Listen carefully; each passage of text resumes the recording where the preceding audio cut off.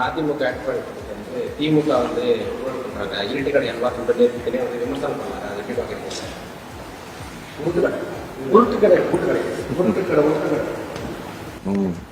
Sir அண்ணன் பழனிசாமியா?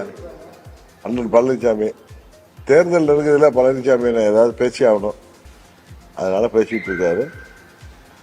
ஆளுங்கட்சியை எதிர்த்து எதிர்கட்சி தலைவர் பேசுகின்ற அழகு மிகவும் நன்றாக இருக்கிறது. அதுக்கு அமைச்சர்கள் கொடுக்கிற பதிலுமே ரொம்ப வேடிக்கையா இருக்கு. சொல்லு.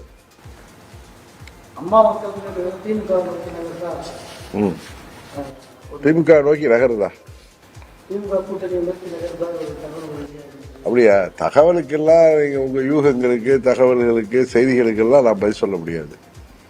அவர்கள் ஆசை அப்படி இருந்தா அதுக்கு நான் பொறுப்பாக முடியாது. சொல்லுங்க.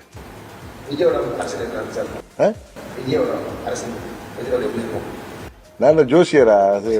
எதிர்காலம் எப்படி? நீங்க தாமு கிட்ட கேட்டீங்கன்னா சொல்லுவாரு, செல்விகிட்ட கேட்டீங்கன்னா சொல்லுவாரு.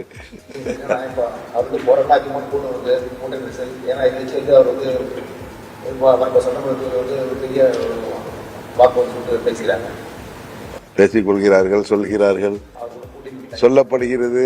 இப்படிலாம் கேட்டா நான் என்ன பதில் சொல்ல முடியும்? இன்னொரு 4-5 மாசம் பொறுத்துருங்க. மே மாதத்துல தமிழ்நாட்டு மக்கள் உங்களுக்கு பதிலை தருவார்கள்.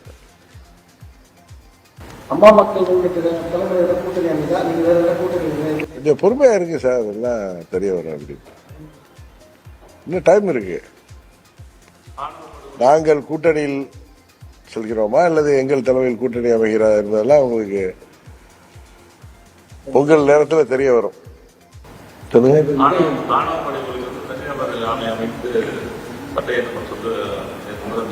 ஆமா, விசாரணை செய்திருக்காங்க.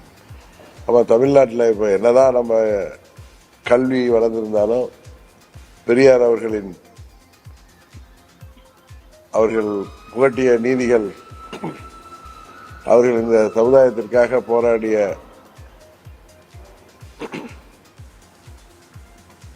பெரியார் போன்ற தலைவர்களின் எண்ணங்கள் தமிழ்நாட்டிலே நிறைவேற்றப்பட்டு வந்தாலும் இது போன்ற ஆணவ படுகொலைகள் இன்னும் தமிழ்நாட்டில் இருக்கத்தான் செய்கிறது.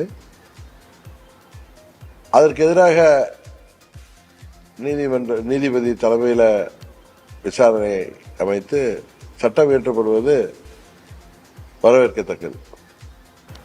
விஜய் இப்போ வந்து கரூர்ல வந்து மக்களை பாதிக்கப்பட்ட மக்கள் தவறு அதுக்கப்புறம் இல்லைன்னு சொல்லிட்டாங்க. அவர் வாட்ஸ்அப் அவங்க வீடியோ கால் மூலியமா தான் பேசினார். மக்கள் ஒன்று சந்திக்கல அப்படின்னு பாதிக்கப்பட்டாரு. அவங்க நிர்வாகிகளே ஒரு குற்றச்சாட்டு வச்சிருக்காங்க. அப்படியா? அதுக்கு அவர் தான் பதில் சொல்லணும்.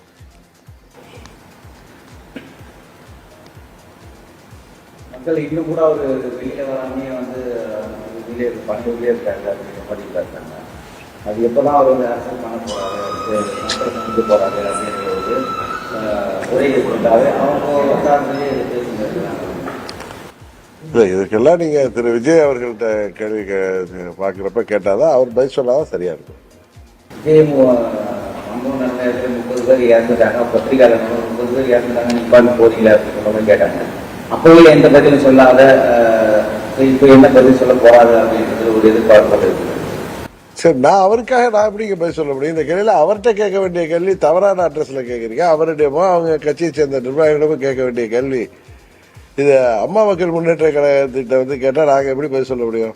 இல்ல, பாதாள சாக்கடை திட்டங்கள், இது மாதிரி டிரைனேஜ் ஸ்கீம்ஸ் எல்லாம் அரசாங்கம் செய்து கொண்டுதான் இருக்கிறார்கள். இருந்தாலும் கடுமையான மழை பொழிகின்ற பொழுது, ஒரே இடத்துல வந்து பல சென்டிமீட்டர் மழை பெய்கின்ற பொழுது நீங்க சொல்ற மாதிரி தண்ணீர் தேங்கி அப்பொழுது பிறகு வெளியேறுகின்ற சூழ்நிலை இருக்கு. அரசாங்கம் இதை கவனமாக பார்த்து அந்த திட்டங்களை சரியாக நிறைவேற்ற வேண்டும். பருவமழையும் தொடங்கல, இந்த மழைக்கே வந்து தண்ணீர் 90% பணி முடிஞ்சிருச்சு. மேயர்கள் என்ன சொல்றாங்கன்னா தண்ணியே தேங்காது தண்ணீர் அப்படின்றாங்க. இந்த நவம்பர் மழை ஆரம்பிச்சு இல்லை, இப்பவே பருவமழை ஆரம்பித்து விட்டது தானே சொல்றாங்க. 16ஆம் தேதியிலேருந்து ஆரம்பிக்கும். இப்போ 18ஆம் தேதியிலேருந்து ஐப்பசி மாதமே தொடங்குது. மேயர் சொல்வதெல்லாம் நம்ம பெருசாக எடுத்து வேணாம், பிராக்டிக்கலாக என்ன நடக்குதுன்னு பார்ப்போம். அதை வைத்து தமிழ்நாட்டு மக்கள், சென்னை மக்கள் இந்த தேர்தலில் பதில் சொல்ல போறேன். அதெல்லாம் தை மாதத்துக்கு பிறகுதான். பிப்ரவரி மாதம் ஆகிவிடும். சரி, இப்போ தமிழகத்தில் உங்களோட ஸ்டாலின் முகாம் வந்து எல்லா இடத்துலையும் வச்சுருக்காங்க. அது வந்து இந்த நேரத்தில் உங்களோட ஸ்டாலின் எலெக்ஷன் இருக்கிற நேரத்தில் வந்து உங்களோட ஸ்டாலின் சொல்லிட்டு முகாம் வைக்கிறாங்க. இது வந்து இந்த முகாம் வந்து மக்களுக்கு பயன்பெறுமா? அது எப்படி சார் பாருங்க? பொறுத்திருந்து பார்ப்போம் பயன் தருதான்னு. இல்லைன்னா அதை பற்றி நான் எனது கருத்தை சொல்றேன். டிசம்பர் 15ஆம் தேதியிலிருந்து மகளிர் விருது எலெக்ஷன் தேர்தல் வரதுனால சொன்னாங்க.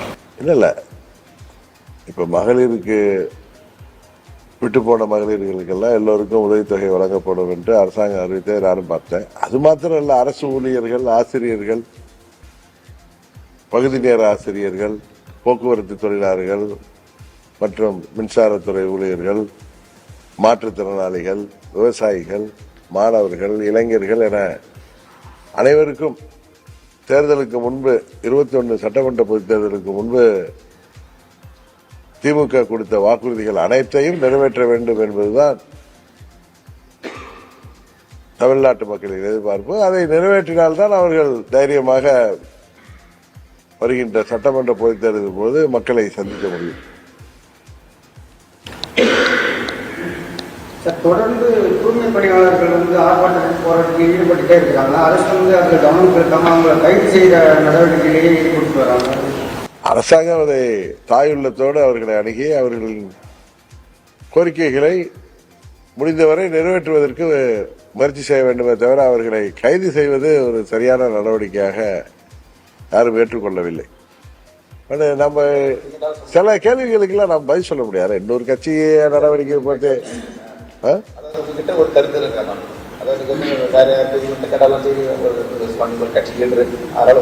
கட்சியில கேட்கறது தப்பு இல்ல. நான் ஏதாவது இப்ப அரசாங்கத்தை பத்தி கேட்டீங்க பதில் சொன்னேன், பழனிசாமி பத்தி பதில் சொன்னேன். அவரு விஜய் ஏன் வெளியில வரல போகல அப்படின்னு நீங்க கேட்கிறப்ப அது அந்த கேள்விக்கு நம்ம பதில் சொன்னா நல்லா இருக்காதுல்ல. அது ஒரு புதிய கட்சி.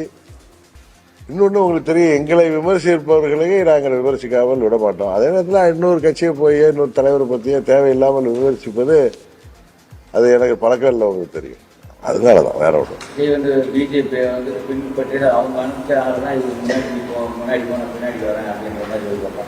திமுக பற்றியே பேசுங்க, ஆனா எங்களையும் சேர்த்து பேசுங்க. அப்புறம் இப்போ இந்த சம்பவத்துக்கு வந்து திமுக தான் குற்றச்சாட்டு சொல்லிட்டாங்க. இதுல பிஜேபியும் பின்பு செயல்பாடு இருக்குது. நீங்க அடிக்கிற மாதிரி அடிக்கிற மாதிரி கணக்கில் வந்து கூட்டம் மாதிரி ஒரு கதை. இதெல்லாம் கதைகள் தான். ஆனா எனக்கு தெரிந்தவரை விஜய் வந்து அவர் தலைமையில கூட்டணி அமைப்பதற்கு வாய்ப்பு இருப்பதாகத்தான் இருக்கிறார். அவர் தலைமையில் ஒரு கூட்டணி தேர்தலில் போட்டியிடுவதற்கு தான் வாய்ப்பு இருப்பதாக நினைக்கிறேன். அது யாரு கூடனா அது போக போகத்தான் தெரியும்.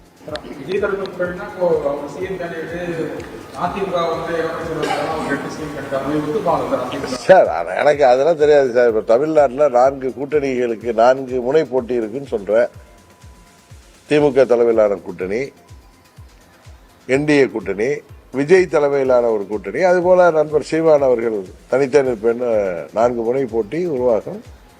இதை தாண்டி நீங்க கேட்டது மாதிரி எதிர்பாராத கூட்டணிகள் உருவாவதற்கு வாய்ப்பு இருக்கு அப்படின்னு தான் நான் சொல்றேன்.